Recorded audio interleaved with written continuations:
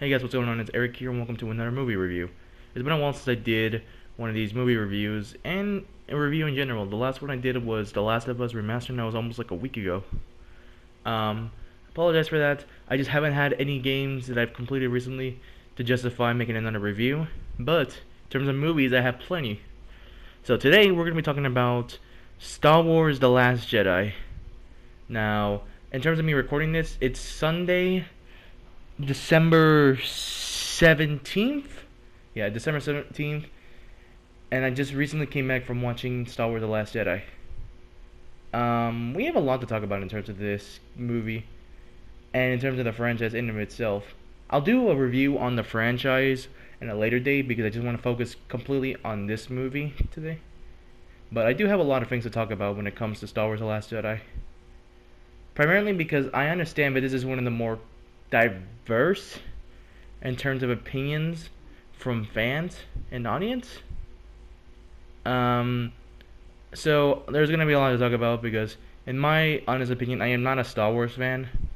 I just like sci-fi movies. So without further ado, let's get started. Now, Star Wars: The Last Jedi takes place immediately after the ending of Star Wars: The Force Awakens. So there will be some spoiler alerts for some people who haven't seen the movie, which would be surprising. But regardless, the movie takes place immediately after the ending, like I said, and it follows Rey as she attempts to receive training from Luke Skywalker in the ways of the Jedi with the hope of returning to the Resistance and helping them turn the tide against the First Order being run by General Snoke and his apprentice Kylo Ren. Now, the movie does its best to showcase the premise of the story real quick, and in all honesty, the story is probably one of the most dramatic and one of the most risky stories I've seen, especially in Star Wars, which has been pretty safe with a lot of its story. Um, so to kind of give an idea what I want, first up with the story. Like I said, the story is very dramatic. It is emotionally impacting, and it's honestly full of surprises.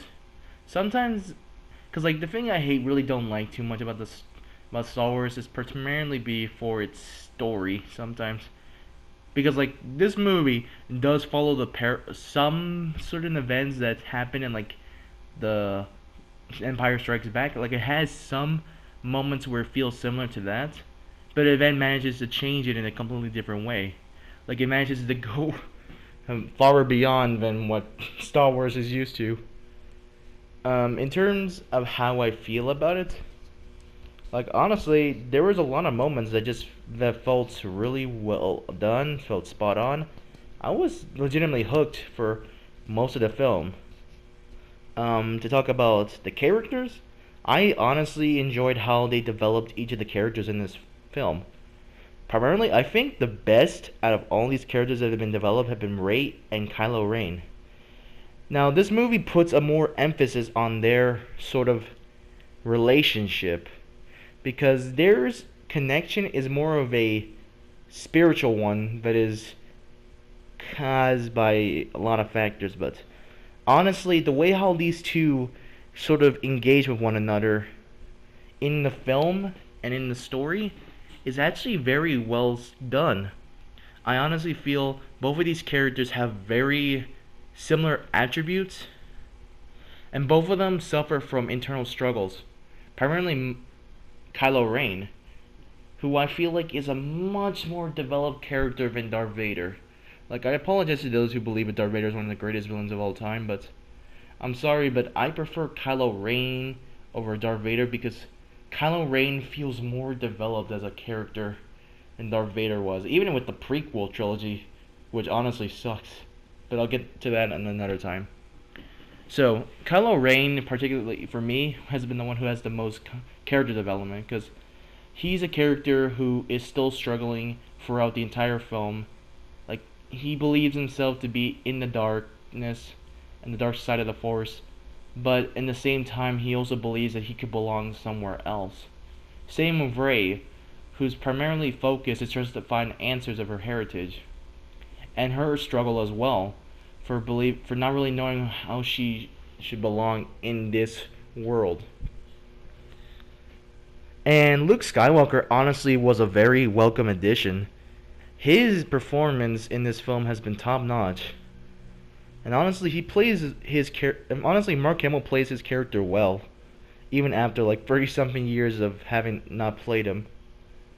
General Leia is also really good in this film. So is Finn and Poe. Poe, I think, has gotten a lot of good screen time and a lot of character development in this film in of itself. And Finn, well, he's basically the same as he was in like The Force Awakens, only slightly more developed. Like they're like in terms of all these characters, they have their moments where they start to really shine.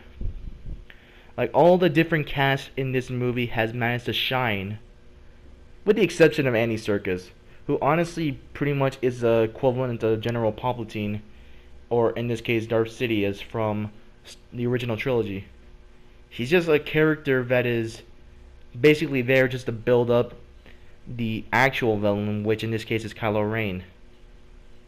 Like honestly believe that Andy Serkis did a good job with what he got, but honestly, General Snoke was probably one of the weakest villains in Star Wars, and also, but the only one being compared to him is General Palpatine. Like, I'm sorry, but I've seen the movies, and honestly, General Palpatine is not really that well developed.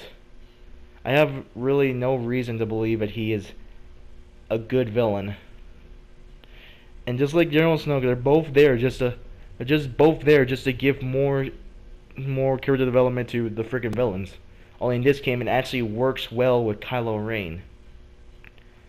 Now to talk about the rest of the movie, like Benicio del Toro, um, as basically the code breaker, and the woman who plays Rose, the first ever quote unquote Chinese actress to be in a Star Wars film, which good on them. I'm happy for them. She did a pretty good job. I honestly felt she did a great job with her role. She and Finn definitely had some chemistry there. Though there were some moments I felt were kind of forced, if I'm being honest. But, you know, it's just whatever.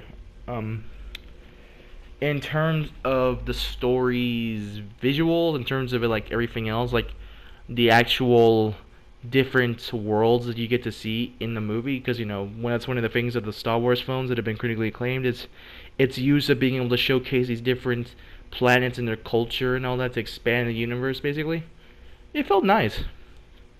It felt enjoyable seeing what they had to offer this time around. It was definitely well done. I really enjoyed it, and the visuals have been pretty nice. I've honestly felt like Star Wars has now gotten hang of utilizing CGI and practical effects to its fullest. Um, of course, in terms of practical effects, nothing shines more than BB-8, which in this film he's actually one of the far better ones. In fact, the way how he was in this film was far better than he was in The Force Awakens. That I can say is for sure. Like, if you loved him in Star Wars The Force Awakens, you're going to love him here in The Last Jedi. Now, action-wise, it's the same as always. Lightsaber fights, starship destroyers and all that. It's just what you would expect. And if you like that kind of stuff, good. Because that's really good in the film as well.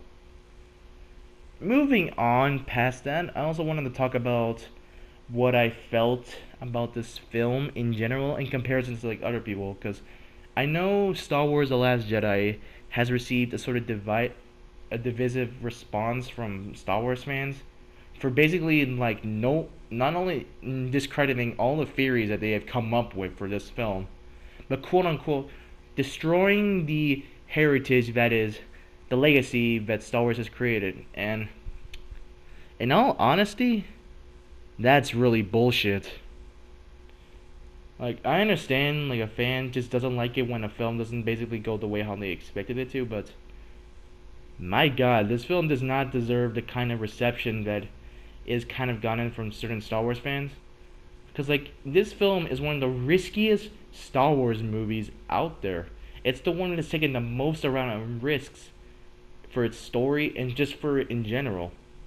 Like, honestly, I'm surprised they managed to get away with it. Like the director managed to have a lot of, must have been planning this for so long, in the writing room with all the writers.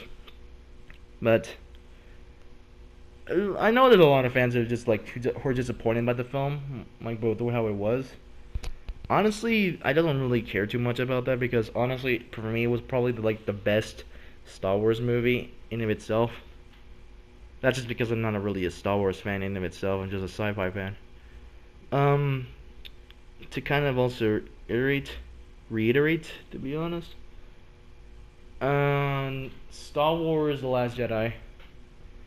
It just it just felt different from what you would have expected, and that's something I like. Like, I don't want the same films over and over again if they can bring something new to the table. Like, I can complain about something like Transformers being the same because, like, it's the whole Michael Bay thing, like, people getting tired of seeing the explosions and all that. But with Star Wars, I want something different. Because, like, at least with Transformers, they at least try to add in more mythology stuff. Like the last film even had King Arthur in it, and that's something that got me hooked because I'm a sucker for the King Arthur mythology. But Star Wars, no. At least offer if you're gonna offer the same story, basically, at least give me something different. Like don't follow the patterns of the other films, or if you're gonna do it right. So at least The Force Awakens had me interested more than the Star Wars: A New Hope. Um, this thing is, I'll talk about, like I said, I'll talk about the franchise in a later date, but Star Wars: The Last Jedi did not deserve the kind of bad reception and disappointment, in my opinion, from its fans. Like the fans wanted something different, they got something different, but yet they're also complaining about it. I'm not gonna say any more of that because otherwise it's gonna piss people off. I think, cause I know how it is. But whatever, it's my opinion. You guys don't have to agree with it, but you have to at least understand it. So to kind of reiterate it again, from my general review, the movie was great. Story was dramatic, serious. There were a lot of moments where they actually were able to put in some pretty funny moments into a very serious film, which sometimes it worked, sometimes it didn't, but you know, you get the whole gist of it. Um, the story was good. The characters were great. I honestly felt this time around the acting was really well done, especially with Kylo Ren and Rey. Like they both shine here. Poe also managed to get his moments of fame here and there. Finn managed to prove himself to be the badass as usual. So did Luke and Leia. And even those little weird things, animals that people have been got into people's interests. There with Chewbacca in the trailer and all that. Like they get other moments of adorableness, but whatever. If I had to give this a rating, I would probably say this is going to be the only Star Wars film that will give it a 10 out of 10. It definitely offered something that I was hoping for Star Wars, and I'm honestly pretty interested to see how J.J. Abrams will handle the finale of this trilogy, and I'm also interested to see how they'll take the second trilogy that they're going to be making soon. I'm gonna hang the thing here. I'm going to call it. That's what I was trying to say. I'm gonna call it here. Thank you so much for watching the review. Be sure to check out my other reviews and also be on the lookout for more reviews because after this I'm going to be recording like 3 or 4 more. So be on the lookout for that. I'm signing off. Talk to you all later. Hustle, always ever